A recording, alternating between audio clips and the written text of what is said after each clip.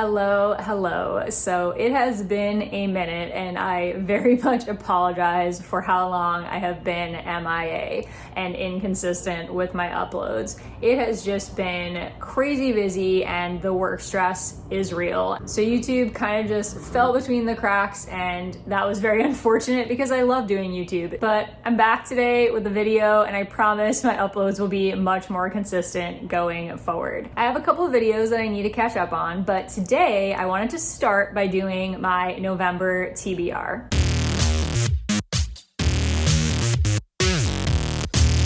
Okay, so I'm gonna start by telling you what I'm currently reading because hopefully I'll be finishing these in November. So I'm in the middle of Cabin at the End of the World by Paul Tremblay. Well, not really the middle. I'm like a third of the way through this book. I started this when I was on vacation last weekend, and to be honest, I'm a little bored. I've been kind of picking it up before bed and reading a little bit each night, but I don't know. I'm considering DNFing this one. If it's worth sticking with, let me know. For a home invasion story, it's just really not that exciting. I'm also in the middle of two Stephen King books. I'm in the middle of Pet Sematary. This one I am actually like halfway through, and I am really enjoying this. As many Stephen King books are though, it is a little bit slow. So because of my general feeling of slumpiness, in October, I was having trouble like picking this back up. I have been switching between the audiobook and this, which has helped, and I'm hoping to finish this as my Stephen King book for this month. Additionally, in October, I started Salem's Lot.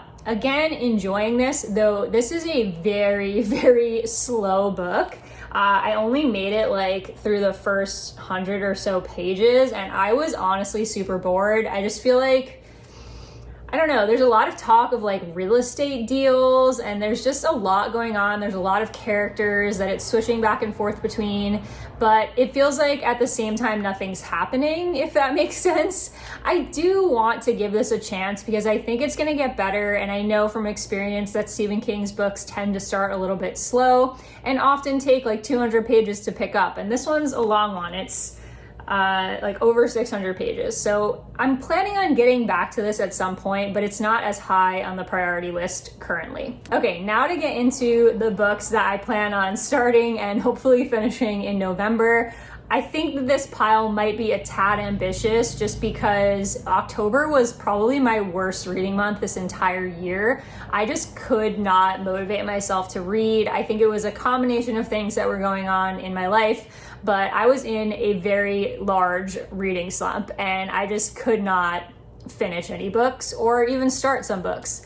So I ended up not getting to many of the books that I had planned to read last month. I did keep some of them on the TBR for this month. Others I've decided to just push aside for now. But here is what I have lined up to hopefully get to this month. I have two middle grade books on here. The first one is Serafina and the Black Cloak.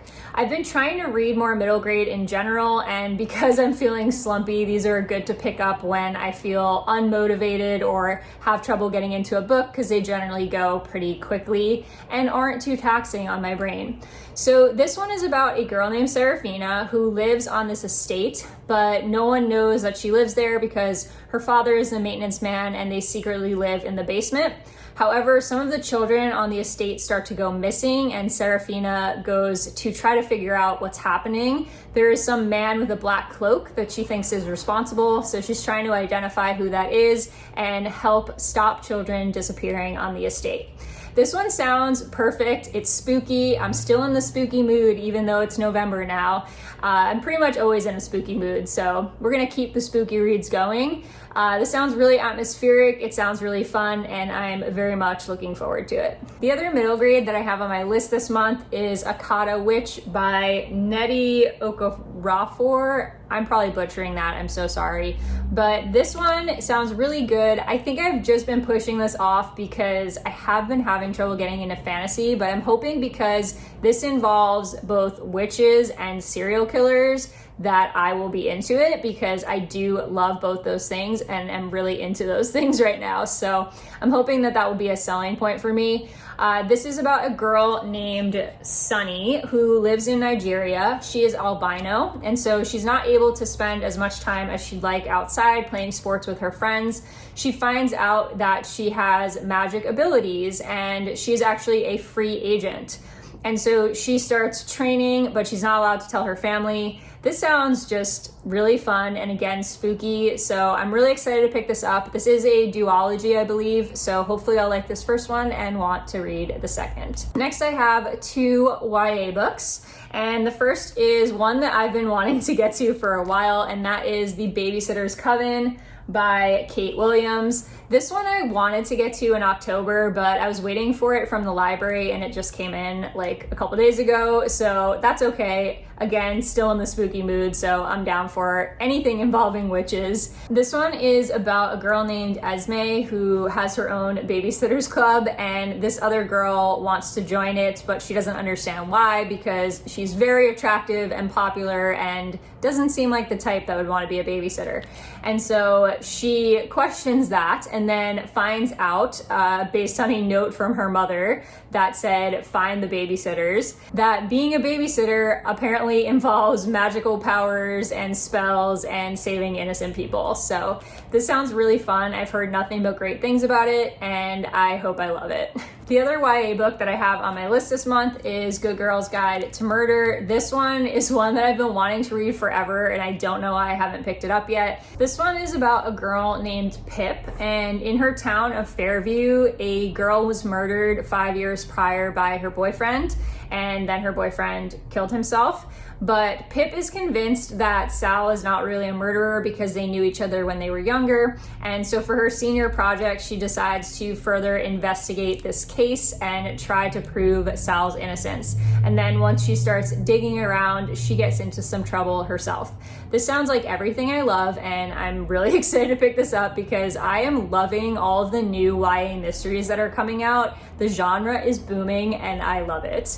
Next, I have 2 adult dark academia themed books, because I am really into dark academia lately, and I have been wanting to pick up more books that center around that trope or genre. I'm not really sure what it is, but dark academia for the win. So I have Magic for Liars. I actually bought this a couple of years ago and still haven't read it, but then I found out it's dark academia and now I'm into it. So this one is about a girl named Ivy, and she is a private investigator. She has a magically gifted sister named Tabitha, but she is more than happy to be without magical abilities. And then she gets called to do this case at Ozthorn Academy, and it is an academy for young mages. So this is a world in which magic exists. And when she gets there, she starts to learn a little bit more about herself and about the magic world. This sounds just like a mystery mixed with magic school, so that sounds awesome. I've heard kind of mixed reviews on this one, but I think it's something that I'll like, especially because it's described as being The Magicians meets The Secret History, and I love both of those things. The other dark academia book that I have on my list is Catherine House by Elizabeth Thomas. I was hoping to read this for Books in Lala's book club, but honestly, I just didn't have the time that month. And I was also waiting for it from the library for a really long time, and I ended up just going out and buying a copy because it was taking forever to get in a copy for my library. So this one is, again, dark academia. It says it takes place at a school of higher learning, and since it is an adult novel, I'm guessing that it's a college. I'm not completely sure, but based on the synopsis, I'm gonna guess it's a college, and it's a school that promises all of its students success. They become, all these kind of like bigwigs in business and politics, etc. And the tuition, room, and board are all free if you get accepted. However, if you get into this school, you basically have to sign your life away to them for 3 full years, summers included. You have to leave behind all of your personal belongings, clothing, friends, family, television, music, etc.